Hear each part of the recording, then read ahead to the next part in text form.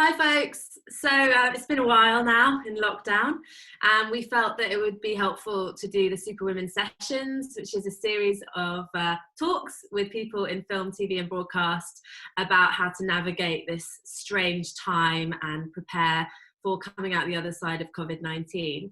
Today, it is the world of broadcast, and we are joined by presenter, DJ and podcaster Kate Lawler, who does the weekday drive time show on Virgin Radio, amongst many other things. Hi, Kate. Hi. How are you doing? How is lockdown treating you? You are still actually broadcasting the show every day, aren't you, from the studios? But yeah, how's it going? What's life like? You know what? I'm quite lucky. I'm quite fortunate enough to still be going to work. Every day is different for me. So some days I panic when I'm on my way in thinking I should be working from home. I did set up a studio at home, but we're all doing shows from Virgin.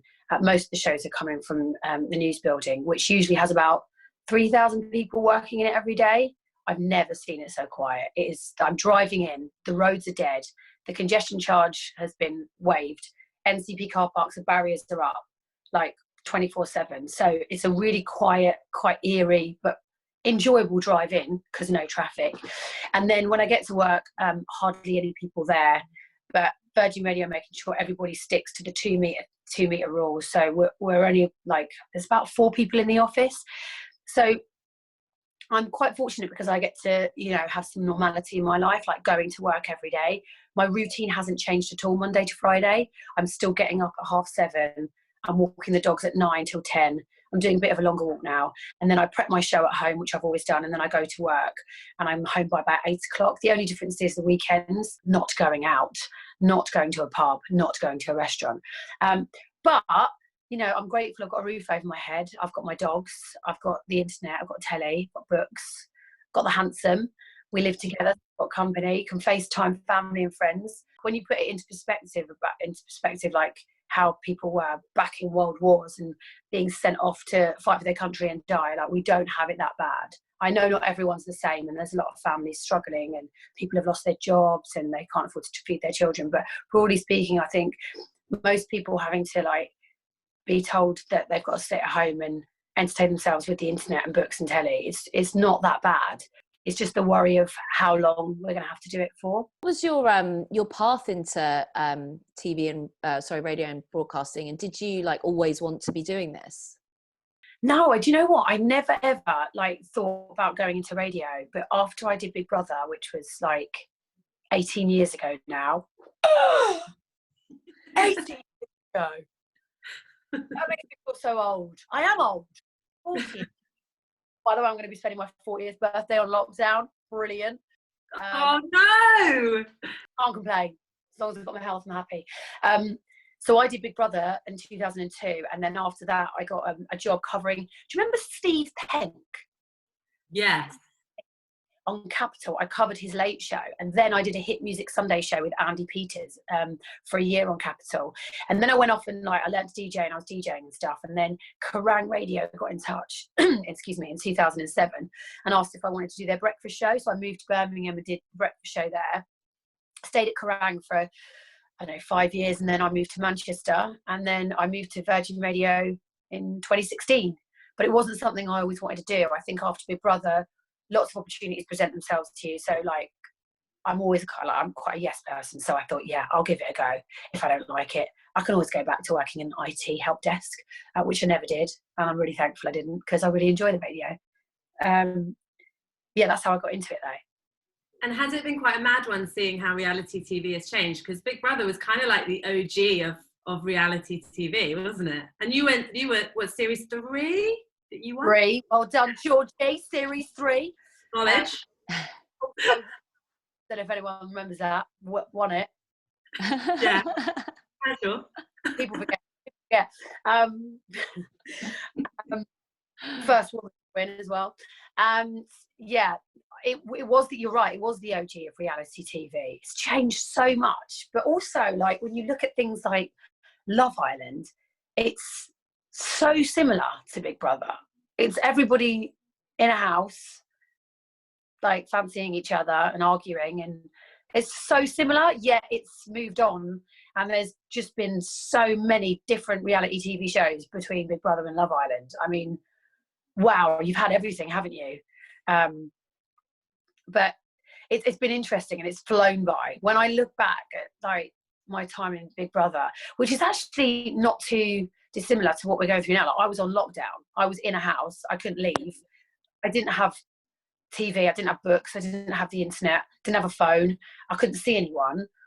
But yeah, in a weird way. So kind of like I didn't have all my luxuries, but in a weird way, I preferred it because I knew that it was going to be 12 weeks maximum. There was an end date in sight and potentially £70,000 prize money. So that's kind of what got you through it. I think what's hard now with this lockdown is that we just don't know how long it's going to go on for. Yeah. I've taken the question you asked about reality TV by talking about. Sorry. No, it's good. Big Desi, shout out Big Desi, your dad. Didn't Love he him. predict that he was like, oh, you'll win that, didn't he? Yeah, he did. Yeah. Such a jive, my dad. I love him. But he was like, when I told him I was going in, he was like, you'll win it.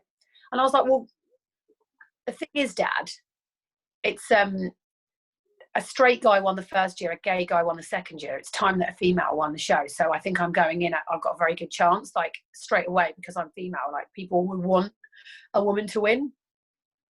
And I think that year they really did want a woman to win. So if it wasn't me, it would have been Alison Hammond, or it would have been Jade Goody. Do you know what I mean? So yeah, but Big Desi Boy predicted, but he didn't put any money on it. The idiot didn't put any money. Yeah, I just knew you'd win. Anyway, yeah. So when you came out of that and you went into broadcasting, did you just have to kind of learn on the fly, or did you, like, I don't know, have any mentors or do any training? Like, how did you learn? I still don't know what I'm doing, mate. I didn't learn anything. Honestly, I've got a massive case of imposter syndrome. I think because of that, because I never trained. When I went into radio, everybody in radio was so clever and intelligent, and they'd been to university and they'd done hospital radio, and they just had all this experience. And I just was like, oh, hi, I won Big Brother in 2002. I'm now on the radio. And it was like, I think that's why I still have massive imposter syndrome. So I feel like when I get asked what I do for a living, I hate saying I'm a radio presenter, because I still don't feel like I am. I'm just like, I'm on the radio, I'm playing music and being stupid, and that's my job. And I find it really hard to say that that's what I do for a living. But yeah, you are just thrown in at the deep end. If you win a reality TV show, it's like you get offered some weird, wacky shit, like, hey, it's the Daily Sport here. We want to pay for you to get your boobs done on the basis, get them out on the front page of our paper. Yes or no? And you're like, oh, thank you, not for me. I'm okay for that. And then you get offered like crazy shit, like an OK Magazine deal came in, and like I think the first OK Magazine shoot I did was just like more money that I could ever imagine. It was like the most money I've ever got for any job, and I was just like, my life has just changed so much.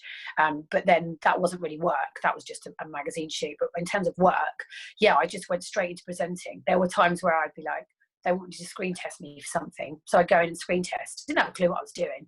So you kind of do learn on the job, especially with TV and radio. Like, I remember working with a guy called Tim Shaw. Do you remember Tim Shaw, Georgie? The name rings a bell. Probably because he's the DJ that's been fired from the most radio stations in the UK. Like, he holds that record. He just, whenever he got a job in radio, he just ended up getting fired. But what he was like, and he's like a TV guy as well. He comes up, he's the proper ideas guy.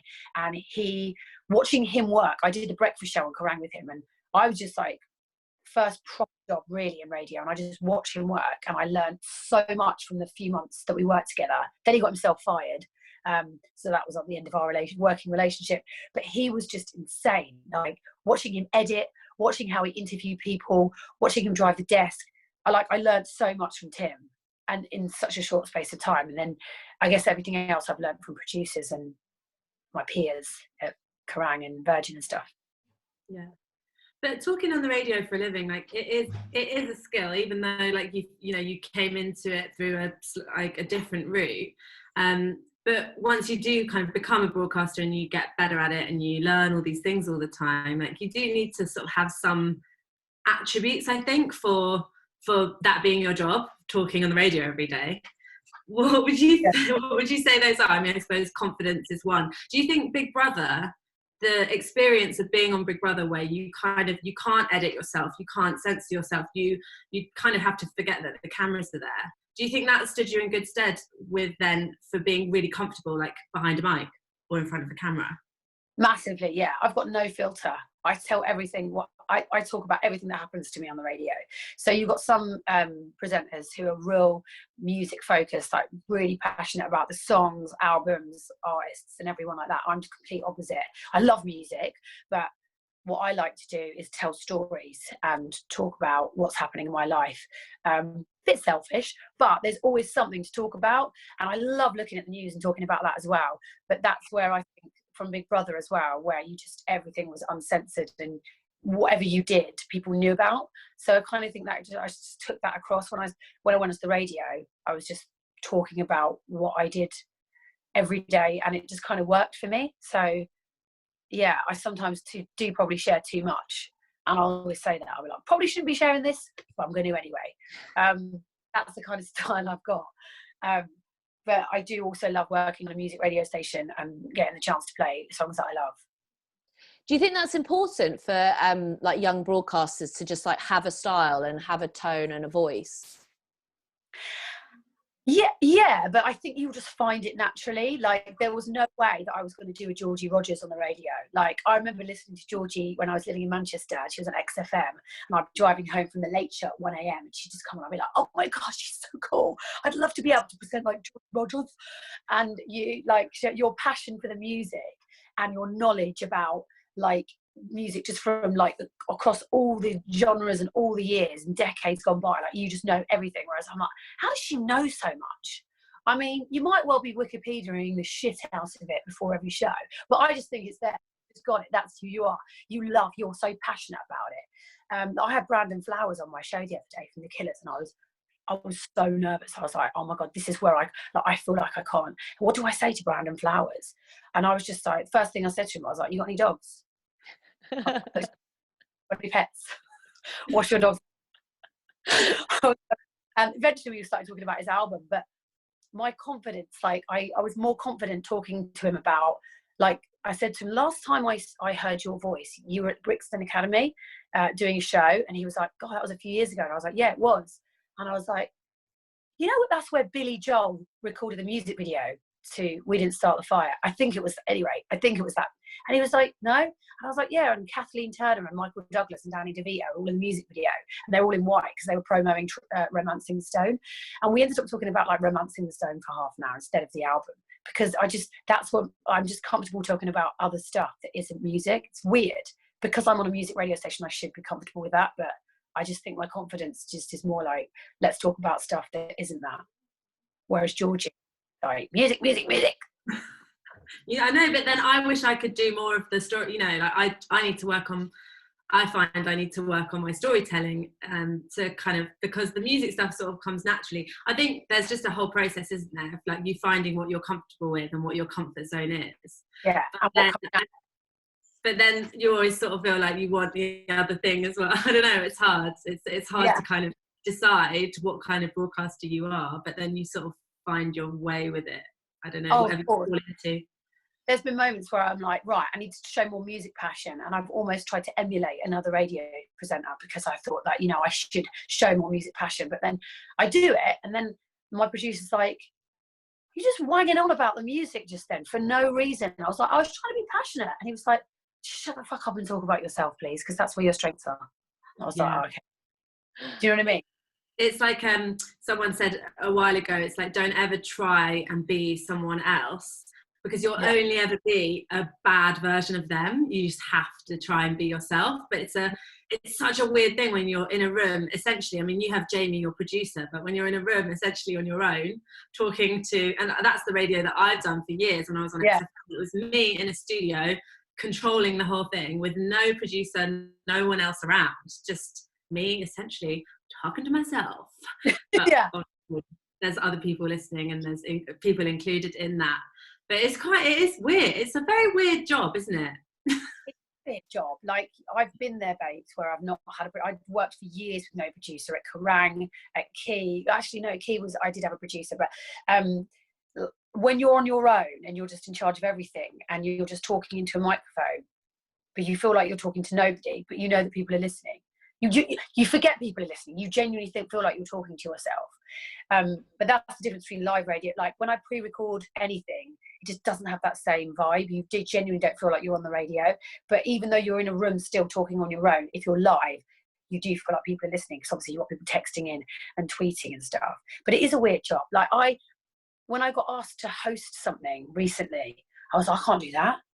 And they were like, why not? I was like, there's 1,000 people there. And they were like, you talk on the radio every day. I was like, in a quiet room to myself. Like, I'm not used to going out on stage talking to thousands of people. That still scares me.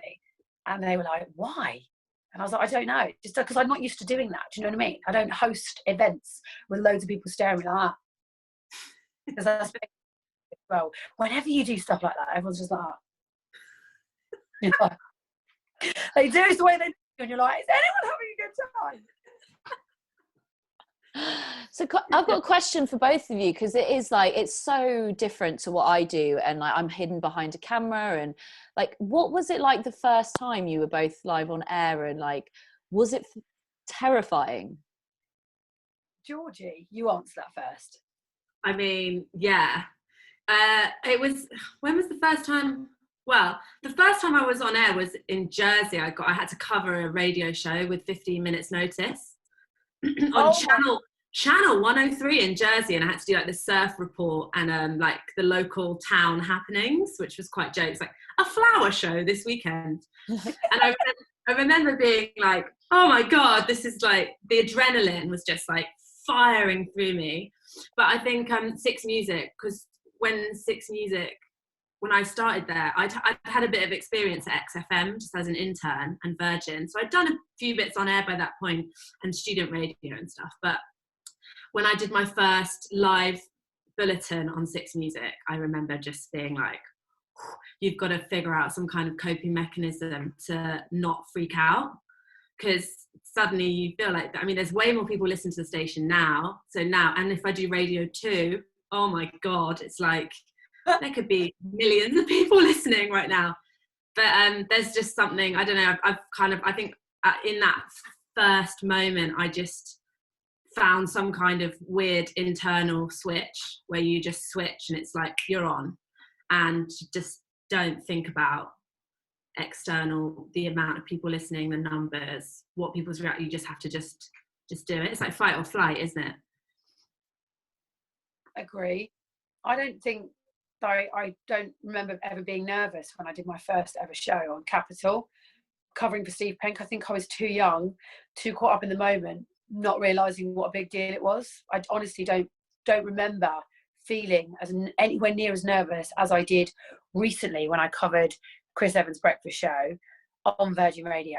That to me was just like the scariest thing ever, because you're standing in such big shoes and he is like such a legendary broadcaster, and you know that he's got millions of listeners. And I remember just like the first link, I've worked in radio like full time since 2007. Yeah. I mean, it would have been a few months ago. And I remember just heart racing, sweaty top lip. I was nervous. I was like, I'm going to start speaking really fast, because I speak really fast when I'm nervous. And I was more nervous about that, even though I've done radio for all these years, than doing my first ever link on that radio station where I covered for Steve Penk. It's weird, isn't it? Yeah. You just have to have a big deep breath, don't you? And then just like jump in the pool. Jump in the pool. Yeah, you do. But actually, once you start talking, it's all okay. Like you just need to get the microphone open, and once you start talking, then it becomes easier. It's that first bit. But it's great to have adrenaline, I think. I think it's good to be. I can't imagine not feeling nervous. I think it gives me a bit of a buzz to feel like that. Do you ever feel like things are like going wrong, and what do you do to recover it? Play a tune. Yeah. Play. All the time. Yesterday, I had to play Billy Joe Armstrong for Alone Now, because he's covered it, right? Have you heard his cover of that song? No. Prefer to. But Billy Joe Armstrong, Green Day legend, right? I've said his name times on the radio. Yesterday, I couldn't say his name. I said Billy Joe Armstrong, Billy Joe. said Billy Doe instead of Billy Joe. And then I tried to say his name again. I messed it up. And I was just like, I'm done. I'm going home. It was only 20 minutes left. I was like, I'm out of it. But then you just play a song and then you just beat yourself up and then you just go, okay, I'm just going to make a joke out of it. And then I did in the next link. But yeah, things go wrong all the time. When in doubt, just stop talking and play a song. Georgie? Yeah, play a song always. That's like the fail-safe. Just stop talking and getting yourself further into the hole. I called David Bowie David Blowy on the radio. That was good. Took a big run up into like a news segment with Sean, and they did not let me like instant, like they just all pissed themselves in the studio. And then we got a lot of texts and tweets being like, that was the greatest moment ever. Like I just spat my coffee out, early breakfast, and I just really earnestly went into it and called him David Blowy. I bet Sean like kept that on a hotkey and just kept playing it out, didn't he? So good. They did not let me forget it. I once said, but it's those moments that are actually, you know, like everyone makes mistakes, and like as long as you don't get anyone in trouble or you don't, like, I think sometimes like being negative is just not helpful to anyone. If you're like, you know, trash talking someone, or someone said ages ago in a seminar, like, don't ever tweet if you're pissed or pissed off. Like there's like that, you know, but then when you do make an honest mistake, like that can make for radio gold. Yeah. I once said Coldplay, I went to say right now on Virgin Radio. In fact, it wasn't Virgin Radio, it was years ago, but because everyone, like, I've always been asked this question, have you ever sworn accidentally on, and it's only once, and I said Clocks by Coldplay, but I didn't say clocks, I said cocks. HR by Coldplay. Oh, I think I meant to say clocks. Apologies if you're offended by what I just said. Yeah, that's the go-to as well. It's like, I'm really sorry if anyone was offended by what I just said. Just cover your back. We once left a microphone out in the office of a radio station I worked at before Virgin, and we just was like, our office is so rock and roll. We just left this roving mic on like a square stand on the desk, and we just put the fader up so you could hear what was going on in the office. And someone walked up to the microphone and went, "Cunt," and we were like that. We pulled the fader down, and we were all just like that. If you're offended by what you just heard, here's a song, and we had so much trouble because like that microphone had been there for the whole show for about 3 hours, and the 1 second we put it up, just put the fader up, someone just walked up, like that, someone just went, "Come," and walked off. They just walked off and went out to the radio station. I mean, can't believe we didn't get fired for that. Wow. How are you finding drive time? Because you moved from afternoons to drive time, which is, you know, it's a coveted slot, and you're kind of top to tail with Chris Evans, the big C dog. The big C. I love it. I love drive time. I really did. From a selfish point of view, I really did like working 1 till 4. 1 till 4 is like the ultimate slot for any DJ because you can have a lay-in, you can get stuff done in the morning, and you're home by 5 o'clock. It's so lush. But drive time is a massive gig, and so when I was asked to take over, I was beside myself, and I was like, there's definitely been a mistake here. Again, I was like, are you sure? I love it, and I can tell more people are listening as well, which is really, really nice.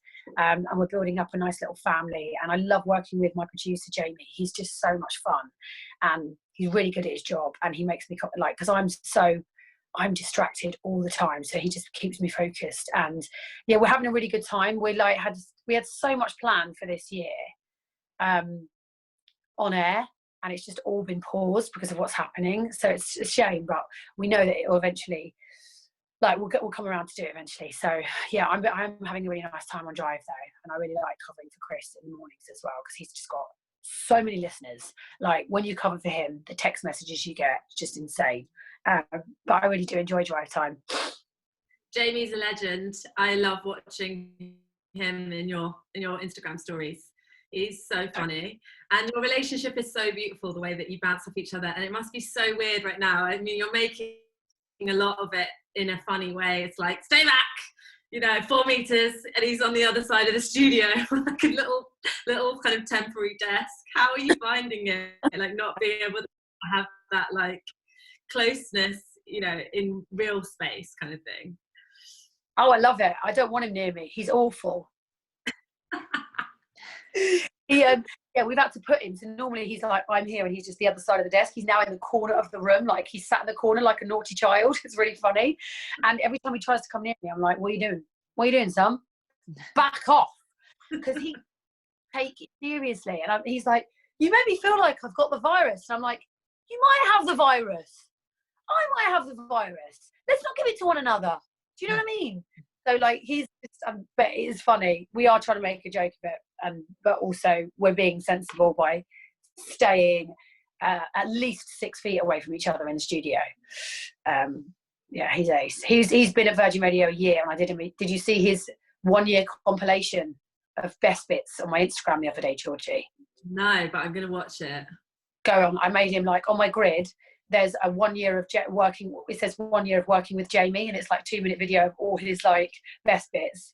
I was just laughing out loud when I was making it because he's such a turnip. But I love him.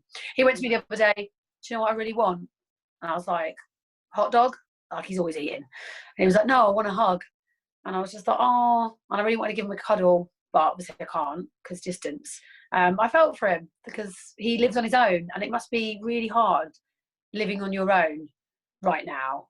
That's why I really like being on the radio, because for some people that's all they might have for company. Do you know what I mean? Yeah, like me. I'm on my own at the moment, Where- and yeah, I've got radio, I've got Zoom, I've got House Party. Where's your and he's at my parents helping my mum out. oh my goodness, It's me, and I've never wished that I had a dog more in my life. babes? Do you want one of ours? Yeah, I was thinking that I could borrow Brandy, but she's a bit of a handful, isn't she? No, you can't borrow Brandy because she's a nightmare and you'll have a nervous break. But you could borrow Baxter or Shirley. Can I borrow Baxter? Oh my god, I'd love to borrow Baxter. Baxter's my G. Wait, I think you need to tell us about your dogs, Kate. So I've got 2 dogs. Well, at the moment I've got 3 dogs for my sins. I've had Baxter. He's my firstborn. I got him when he was a puppy, and he's now 9. He'll be 10 in November. He'll be 10 in November, which means he'll be 70 in human years, which means he'll be in the at-risk group. God! Oh, Baxt! Shirley from the square. And then I've also got Shirley from the square. Come here, Shirley. Come on up. She's always a mess. Shirley, you're a... Here she is. Shirley, you're an absolute mess. Say hello to little Shirley from the square. Little death breath. Your breath smells of seaweed. How is this possible? Shirley's a rescue. We got her last year. No, we got her 2 years ago. She's about 3. She's going to be 3. No, she's 3 now. She'll be about 4. We don't know how old she is, but she's roughly 3. And she's so needy, and she's so lovely. And she was a nightmare when we first got her, like an actual nightmare. And for 3 months, I was like, what have we done? I wish we never adopted her. But now, I couldn't imagine my life without you, Shirley from the square. And her name was Pickles when we first got her, but because when she just come out of the shower and her hair looks like that, she looks like Shirley from EastEnders, Shirley Carter. That's why we called her Shirley. And she's got an amazing skill of when she tries to chase squirrels up trees, and actually makes her way up the tree trunk. About halfway. Squirrel? Squirrel? Squirrel? Squirrel? Hey, bro. Oh, I love her. Then we've got Baxter, we've got Shirley. And then this is Brandy. Look at her fringe. She looks like she's got a bowler in it. Look at you. This is Brandy. She's a rescue from Spain. She came over and lived with a family in Portsmouth for a little while, and it didn't work out with them because she was really aggressive towards their dog. So then she got rehomed to a family in London. They lasted 2 days with her, And then she ended up with this woman called Michelle, who lives up the road. Don't you growl at him. So this is her problem, right? Because I'm holding her and Baxter has come near me. You dare. Oh, shit. Oh, Baxter. Baxter just headbutted it. My guy. Little miniature. Look at you. You're like a teddy bear. Oh, he's so lovely. His ears smell of caramel. I love it. So chill as well. He's just the chillest dog. He is. You know what, today, he didn't want to come for a walk. Got ready, asked the dogs who wanted to go walkies. The two girls were just boom, straight down the stairs. He was upstairs with Bodge in bed. I was like, you're not coming? And he was like, he's not going anywhere. He's like a human. He was like, no, thank you. I don't want to go for a walk. I'm having a lay and it's Saturday. So chill. So yes, so Brandy is the rescue dog. She's just been passed from pillar to post. So basically we've just said we'll foster her until she finds a new owner, because we need to do lots of training with her because she's so naughty. She wheezes and poos inside the house and she barks at people doing exercise in the park. Like anyone jogging or doing sit-ups or squats, she's over there. She is just like barking in their face. So we're having a little online training session with this guy Luke tomorrow to try and get her better, because at the moment she's a nightmare, and this is how I want her to be. Yeah. Chill. Look at him, he's like a statue. You can borrow him, Georgie, if you want. I know, I'd love to. Oh, it'd be so dreamy. Just a week. Where's Auntie Georgie? Where's Auntie Georgie, darling? No. Look, she's there.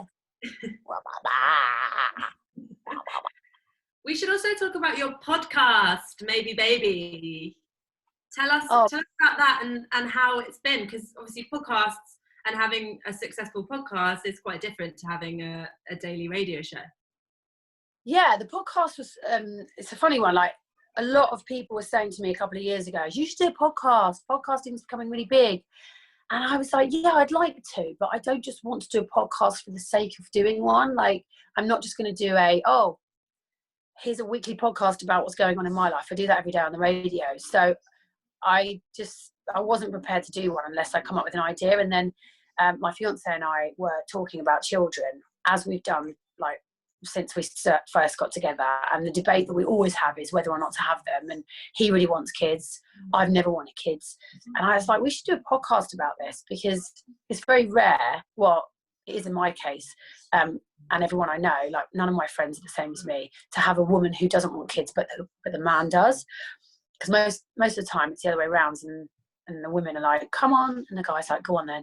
That's how it's been for me and my friends. I know it's not the case with everybody, but yeah, we just wanted to do a podcast about the debate around having children, and like why so many women are now leaving it to later on in life, or just not doing it at all, because it's becoming more common, yet there's still a bit of stigma around women who choose not to have children.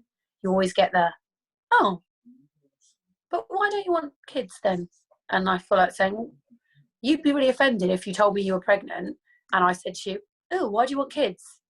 So the frustration of that, and just basically the situation that me and my fiance were in, I thought were good enough reasons to do a podcast. So we did a 12-part series called Maybe Baby, and we interviewed like celebrity guests about each stage of having a baby, from conception to pregnancy to birth to newborns, raising children, not having children at all. And yeah, it did really well, and actually it helped us. Like now I feel like if we do decide to have a baby, or at least try to have a baby, we are going into it being so well informed, because we've learned so much. Did you know like your fanny can turn blue when you're pregnant? I never knew that. What? Why? No, we did find this out. It was very early in the series, but yeah, blue vaginas are a thing. Never knew that. Babies, like, they don't drink water until they're like 6 months old. I just didn't know. I can't believe I didn't know that. And I was just like, so they don't have a little bit of water? And people were like, no, just milk. So they're like, who knew? So did it make you more open to the idea of having a baby, or were you just completely put off? I mean, blue fanny sounds pretty terrifying. Yeah, I've got to say, there were episodes where I'd come out of the recording and I'd say to Bodge, all right, let's do it. Because everyone we spoke to, and do you know what, it's the same for everybody I speak to outside of the podcast as well. Every parent I've ever met, friends, family, strangers, people on the podcast, people who've got in touch via Instagram or via email from maybe baby, all parents tell me the same thing, and they all say it's the hardest thing you'll ever do, but it's also the best thing you'll ever do. I like the way they always start with the hardest thing, because it blatantly is so tiring and exhausting. But they all say the same thing, and so I'm like, there's days, and even now there's days where I think, oh God, you know what, let's just do it. Let's just do it. Let's go upstairs, let's do it, let's try. And then there's other days where I'm like, you know what, I've gone this far in life without having a child and I'm really happy.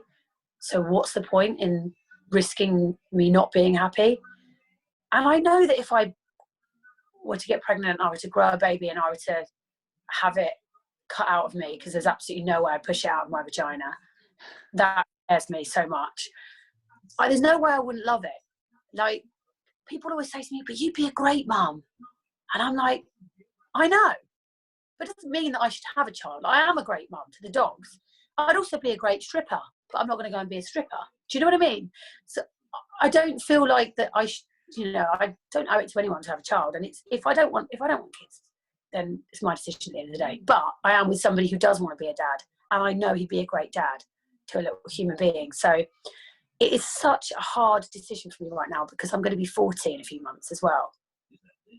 So I know that my body clock is, I'm on a pretty short time scale now. I went to a fertility clinic. I found out that I've got quite a low egg count for my age. So that just like scared me slightly. And we've been talking about the whole kid thing a lot actually in the last couple of weeks, because our plan was to get married and then possibly start trying if I was ready come the end of this year.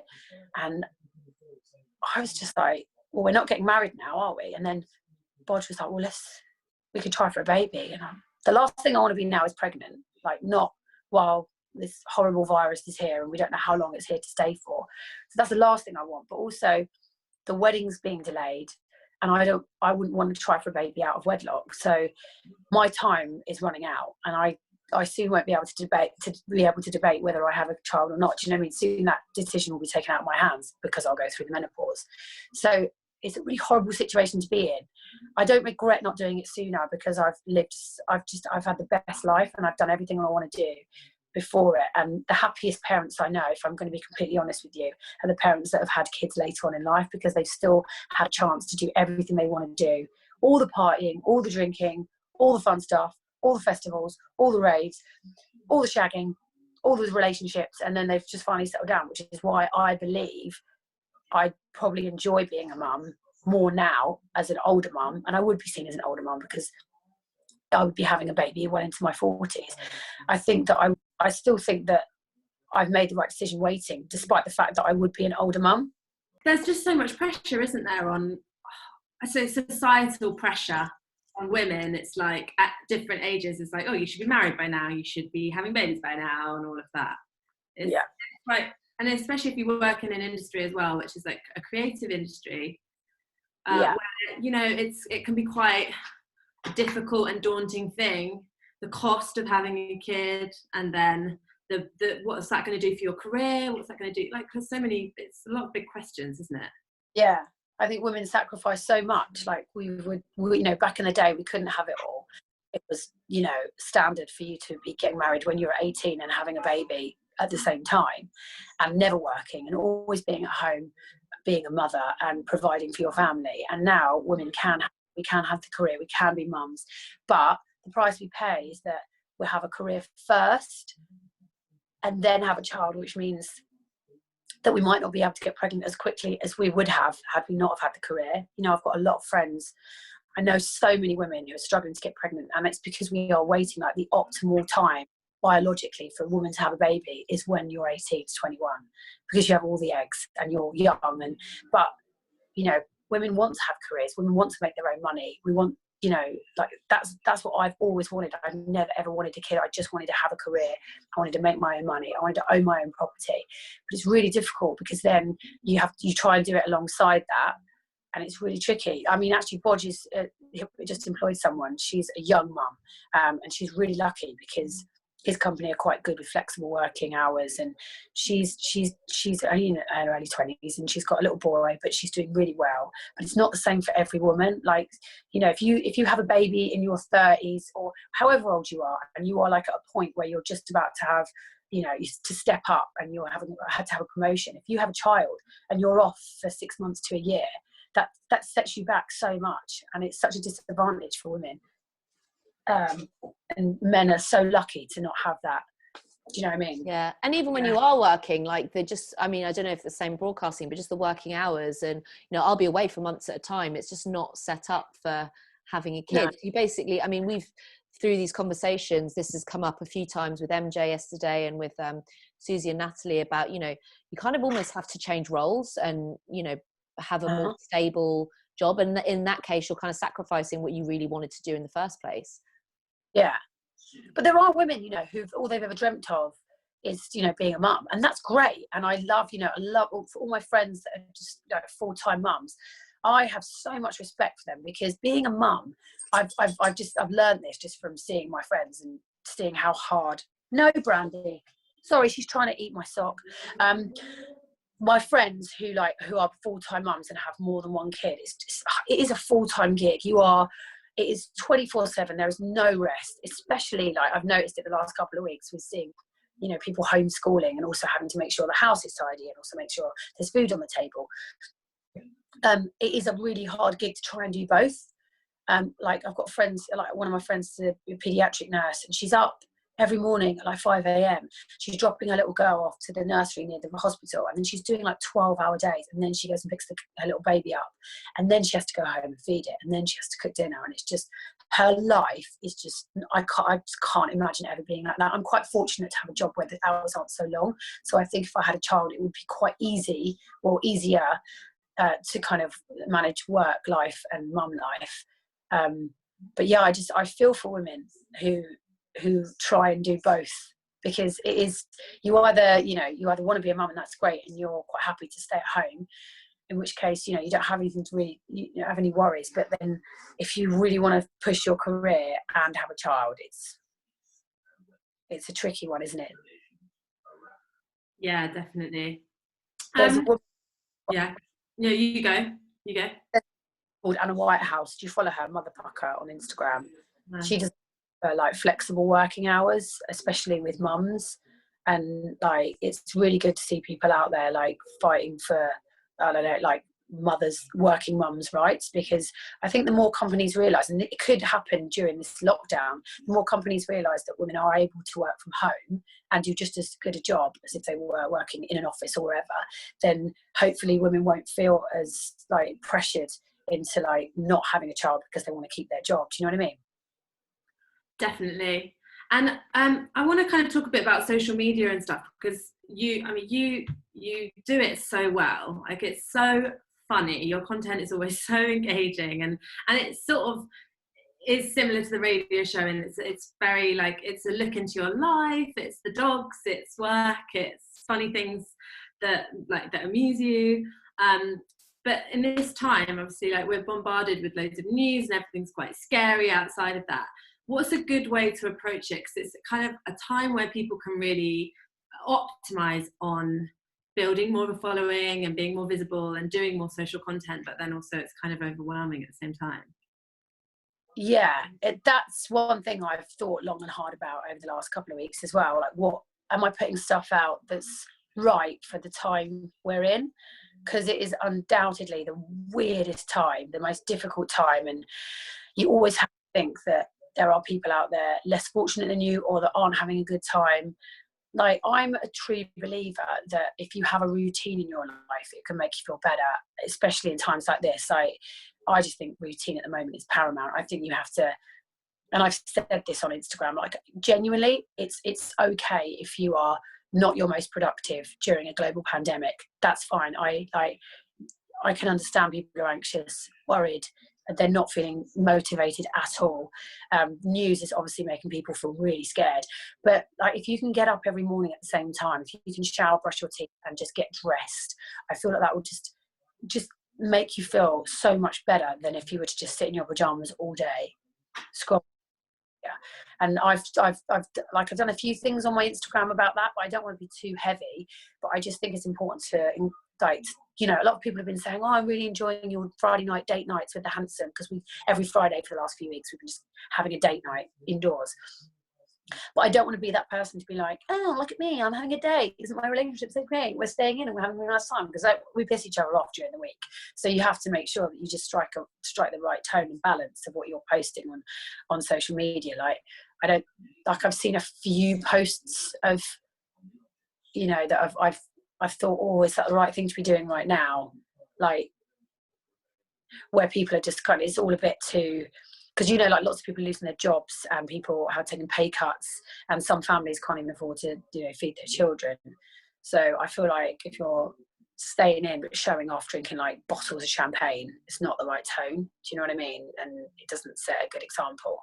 But for me, I just want to make people feel better. If you are a key worker, if you've worked a 12-day shift, especially if you're a nurse or a doctor and you are treating patients with COVID-19, if I can make, like, the amount of messages I've got, it makes me almost want to cry. The amount of messages I've got, especially from people who work in the NHS, carers, cleaners and stuff, saying after a long hard day at work, thank you for cheering me up, you've really made me smile, it's what I really needed, I've had the worst day working with people who are literally dying in front of me, thank you so much for like providing some respite, which, you know, I'm happy with that if I can make people smile.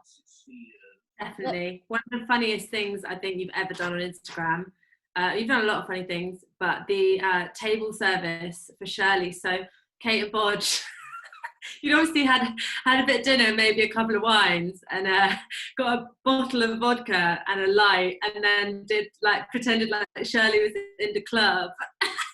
Table service. I woke up the next day and I was still laughing about that. We were first Friday night in, we had like a hip hop R&B night, and then last Friday it was old school garage.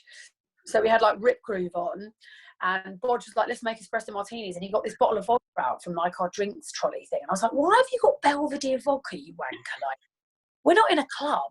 And then I was like, actually, this will be funny, because then straight away I just think, oh, what can we do with that? And I was like, why don't you pretend? Because basically Shirley was really watching him carry the vodka, and I was like, she wants that. So I was like, let's pretend Shirley's in the VIP section, and you're in the club and you're taking the vodka to her.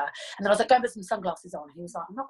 I was like, just go and put some sunglasses on. And then I was like, I got a strobe light that I accidentally took from a nightclub in Birmingham a few years ago. And I was like, bring that in as well. And then I just kept filming him bringing the vodka in with the light to Rip Groove, and Shirley was just sat like in her VIP area, not letting anyone else in, waiting for her vodka. We thought it was, I didn't think it was that funny, but when I filmed it and I watched it back, I was laughing. I was like, this is probably going to be one for like people will find this funny. And I just, honestly, so many people loved it. Just stupid stuff like that, isn't it? How do you like, what would be your advice to anyone like wanting to kind of create their own content and get a bit of a following going? Like, how would you do that? It's weird. Like, I don't know. I don't think I'm in the position to give advice on that, because I don't have a huge Instagram following. I'm not like, you know, I haven't got millions of followers. I've got a really nice following, and I've built up such a nice little community on my Instagram, and I feel like being myself is just, that's what's helped me get followers, just being myself and sharing what's going on in my life and the dogs and stuff like that. But I guess a lot of people on Instagram would say find a specific thing. Like, if you are really good at cooking, then do make sure your feed is all about cooking. If you are really good at photography, make sure it's all your photography. And for me, it's just a bit of everything. I don't have that one thing. Like, I love fitness, I love my dogs. I don't enjoy cooking, but I like doing Instagram stories while I'm cooking, because it always goes wrong and I just think it's funny. And then I love, you know, showcasing what I do at work on there. So that can actually have quite a negative impact for me making money off my Instagram, because if I'm put up for a job to do some kind of like collaboration with for example, a lipstick brand, they'll always pick the person who is a makeup artist or somebody who's focused on makeup. Do you know what I mean? So it's quite hard for me to get collaborations in that sense. But I just think, do what you love on Instagram. If you really like cooking, then make your Instagram all about food. If you love fitness, then have a fitness Instagram. But for me, like, if someone said to me, you need to make your Instagram just dogs or just fitness or just food, I'd be like, no, thank you. I just like doing a bit of everything. Is there anything that you've learned about yourself during this time of lockdown and social distancing? I'm a warrior. I've learned that I knew I was a warrior before, but I'm extremely paranoid at the minute. Like, I need to sort it out, but I'm trying my best because I'm meditating more. I love the app Calm. I love that. It really sorts me out. If I read news late at night and I'm freaking out in bed, I'll do that. I've learned I'm probably a lot more patient, because even though I've said to you that I'm going out a lot to work and my life is quite, I'm experiencing normality on a daily basis apart from at the weekend because I'm still going to work. I feel like with having 3 dogs, and I'm constantly cleaning as well because we're home so much, we are just making so much mess. I feel like my patience, because I'm can be quite impatient at times, but I feel like I'm a lot more patient now. I'm not trying to say that the handsom's pissing me off, but, like, you know, when you spend a lot of time with someone and you've got 3 dogs and one of them's pissing in your flat constantly, you need to, like, I've so many times I thought that old me would have lost it, but you always have to put things into perspective. I don't know if I've learned anything else about myself, really. I can't really answer that any better. Soz. I've learned that I talk to myself constantly. Like, if I'm alone, just chatting away. Like a running commentary of what I'm doing and what I'm going to be doing. And, like, it's very, I've really learned that over the last 8 days of isolation and not seeing anyone. Is it something you did before, or is this just a new thing? No, I think I always, because whenever I've sort of thought, I'm turning into my mum, because she does it. So I've always thought, I think I, like, there's an element of it, but it's just, like, amped up to 12 at the moment. Just do you ever practice being on the radio? No, not really. No. It's more a really, really boring, mundane internal monologue. Yeah. Like a running to-do list. It's really not helpful for anyone or exciting for anyone. Your internal monologue, I mean, I laugh, but then I guess because I have the dogs, I tell them everything we're going to do.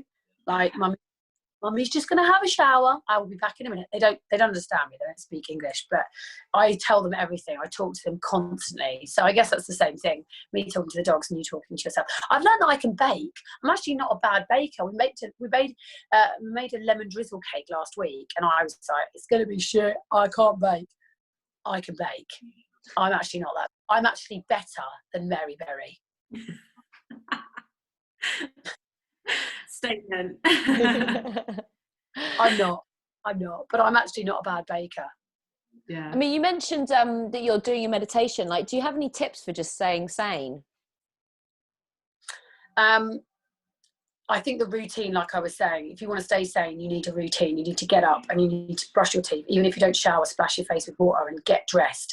The exercising has really helped me. I've done more exercise indoors in the last 2 weeks than I have the entire year. From January up until March, I was so lazy. I did hardly anything. And then I've really got into these online workouts. There are so many you can do. And I know it's easier said than done, but honestly, if you can just, I'm not doing half an hour workouts. I'm doing 10 to 15 minute workouts because I get bored. I'm like, if I know I've got half an hour or an hour workout ahead of me, I won't do it. So online workouts, I always look up 15-minute abs or 10-minute butt workout or whatever. And I'm loving them. And that is keeping me sane when I'm feeling like I need to get out of the house. We're lucky we've got dogs. Walking them is so good. Like, if you know, the government have told us that we are allowed to go out and exercise. If you're not utilising that opportunity, then that will drive you insane. the Calm app as well is really, really good for like morning and evening. Like in the morning, it's a different kind of meditation. In the evening, it's a more like body scan. Try and like breathe deep, because in the evening I get really like wound up watching the news and stuff like that, which I probably need to do less of. But yeah, staying sane, I guess you could probably watch less news, less serious news, because it's great to be well informed during this time. Don't get me wrong, but you also need to kind of not consume it so much that it makes you feel like you're gonna like start crying, because that's how I felt recently. Georgie, what about you? Staying sane? I'm listening to a lot of music. I'm making a lot of, like, I'm doing a lot of like work stuff, like in development work stuff, like not that I get paid for, but that's for, you know, future things, like thinking of ideas, making DJ mixes, making playlists, like just putting a record on a day, just taking a bit of time out to like listen to records and vinyl and just get a screen break, because we've been talking with the other women that we've had on this, and it's like, you know, if you're working from home and then watching stuff in the evening, like I think the other day I probably was looking at a screen and concentrating on a screen for 15 hours of the day, and I felt fried at the end of it. So just trying to not do too much, and just like I was getting into a routine before I was going to bed of like reading the day's news, and I can't do that now. I tell you what we're enjoying, board games, which we always loved anyway, but we bought a new one. Bodge was like, I'm going to search the best board games for 2 players, and we bought a game called Ticket to Ride. Have you got it? Have you played it before? We're like, oh my god, it's so much fun, and it takes ages. So like one game will last us the whole evening after dinner, and then we go to bed. So like board games, I've got to say, they're great, because you can play them with all the family, friends. You can do it online. Via house party last Sunday with my mates from work. Like, it's that sort of stuff that keeps you sane, because you're still having that human interaction with people outside your home, even though it's not real life. It's like on a screen. It's still something. Do you know? It's better than nothing, I think. Yeah. And just lastly as well, like, best thing you've been watching, any box sets? Curb Your Enthusiasm. Curb Your Enthusiasm has literally made my 2020. Larry David, right? Have you watched? So his season 10's just come out on Sky. Now, this has been running for so many years, right? But his latest series are the best and the funniest. Series 9, Series 10, we've absolutely rinsed. Honestly, it is, and it's the perfect thing you need, because right now everyone's really scared, everyone's really panicking, but like, it's so funny, laugh out loud funny. I will happily watch season 10. Quiet! Quiet. Enough, Shirley from the square. Curb Your Enthusiasm, I can't recommend it enough. Have you watched it? No. I tried Arrested Development. I tried to start that, but can you just jump in on Curb Your Enthusiasm? Can you just jump in series 9? Yes. Yeah. There's certain things where you'll have to pick up who's who, because they've had the same cast for all the seasons, and like when you watch it in like from seasons 1 to 10, then you get to know the cast and you get to know the relationships between people, so you find it funnier. But I would start season 9 and then watch season 10. It's so good. Larry David is so funny.